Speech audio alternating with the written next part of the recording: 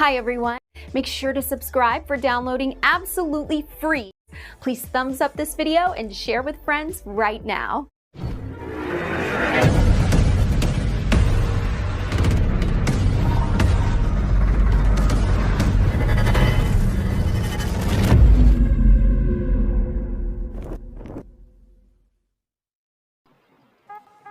Safe nga ba mag-mix tayo ng different types of refrigerant sa ating AC system? So let's say na you have an AC and upon troubleshooting natin, need natin mag-fill or mag-charge ng refrigerant. Safe nga ba na basta na lang tayo mag-charge ng kahit anong refrigerant sa ating system? So wala nang paligoy-ligoy pa. To make the long story short, the answer is definitely no. At dito, pag-uusapan natin ang dahilan kung bakit nga ba hindi pwede mag-mix ng iba't ibang refrigerant sa ating AC system.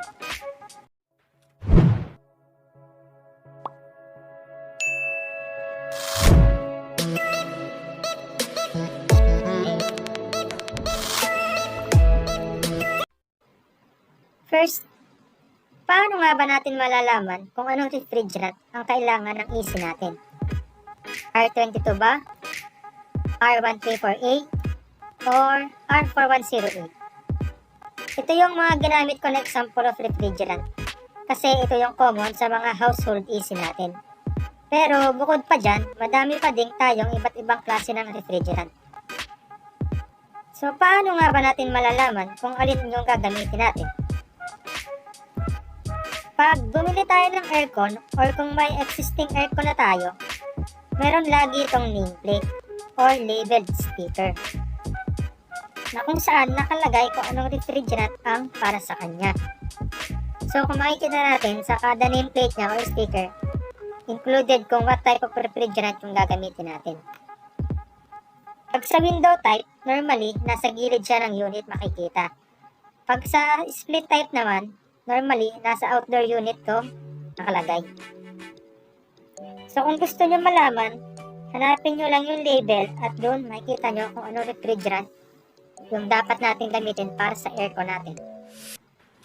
First reason kung bakit bawal mag-mix ng refrigerant kasi may kanya-kanya tong characteristics. At dito, isa-isahin natin ang mga yon. R22, R134A, and R410A.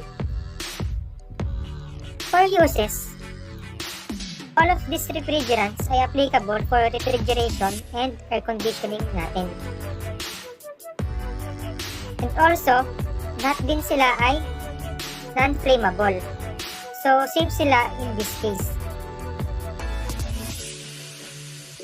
For components naman, R22 refrigerant is a HCFC refrigerant or yung tinatawag natin na hydrochlorofluorocarbon type na refrigerant. Meaning, meron tong chlorine content na kung saan harmful siya sa ating environment na nagkukos ng ozone depletion. While R134A is a HFC refrigerant, meaning hydrofluorocarbon type of refrigerant siya. Safe ka sa ating environment at wala siyang chlorine content. Same lang siya ni R410A na hydrofluorocarbon type of refrigerant.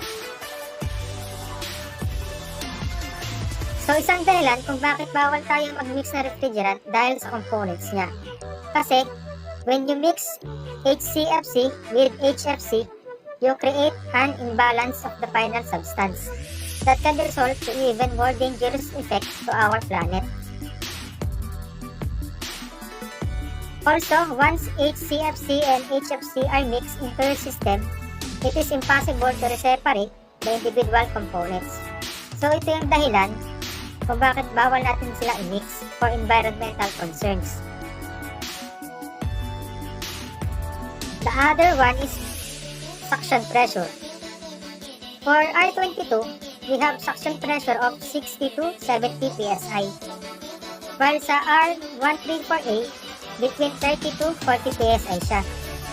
And for 410A, 110 to 120 PSI.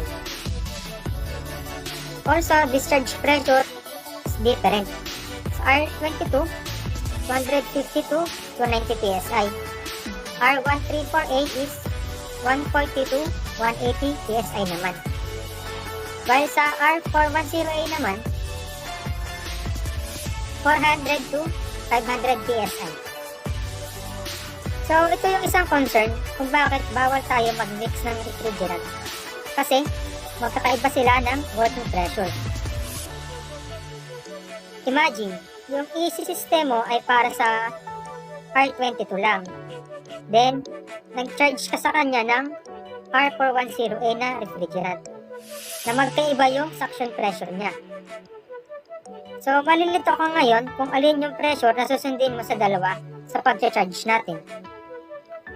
Isa pa, yung design ng AC natin ay binibase lang din sa types of refrigerant na gagamitin sa kanya. If you will notice, this R410A has the highest working pressure. So, ang design also ng system niya is for high pressure application. Unlike dito sa R134A natin na mababa yung working pressure, so pang low pressure application lang siya. Example, nag-charge tayo ng R410A sa AC system na dapat ay R134A. Na alam naman natin na ang R410A is for high pressure. So, ang tendency ng AC components nung R134A yung high pressure na pwede mag-result to damage ng components or worst, explosion ng parts. That's why we cannot simply replace the respective refrigerant because system parts are not compatible. Other effects of mixing refrigerants into our system are ineffective cooling of compressor, reduced cooling, possible compressor damage, metering device malfunction, and possible damage of our piping system. So ito yung mga kino-consider natin, kaya hindi natin dapat pwede pag-mix yung iba't ibang types ng refrigerants. And worst, at nangyayari din to sa field, nagkakaroon tayo ng compressor explosion na nagkakos ng major injuries. Kasi nga, hindi compatible yung parts and iba yung design ng system with regards sa application ng kada refrigerants. Kaya, lagi natin tandaan, safety first and always dapat tayo. Don't mix different types of refrigerants. Other characteristics is the boiling point. For R22, meron siyang boiling point na negative 40.8 degrees Celsius. While sa R134A naman, negative 26.3 degrees Celsius. And for R410A, negative 48.5 degrees Celsius yung boiling point ng refrigerant niya. Ano ba yung kinalaman ng boiling point sa system natin? Boiling point allows the refrigerant to boil off into vapor at a lower temperature. Ang nangyayari to sa ating evaporator side. So, as the refrigerant leaves the evaporator, the refrigerant has to be in 100% vapor form to avoid ingress of liquid refrigerant inside compressor as the liquid is incompressible.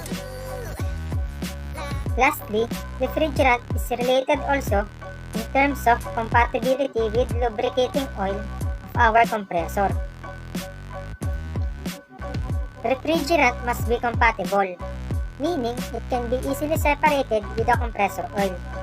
Kasi pag hindi compatible yung refrigerant sa lubricating oil ng ating compressor, maaari itong mag-cause ng acid or sludge formation, acidic corrosion, insufficient lubrication sa ating compressor, and worse, compressor damage. So, ito yung mga factors na kino-consider natin kung bakit bawal tayo mag-mix ng different types of refrigerant sa ating AC system.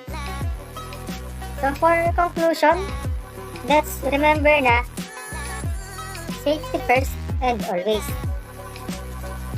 Don't mix different types of refrigerant in our AC system.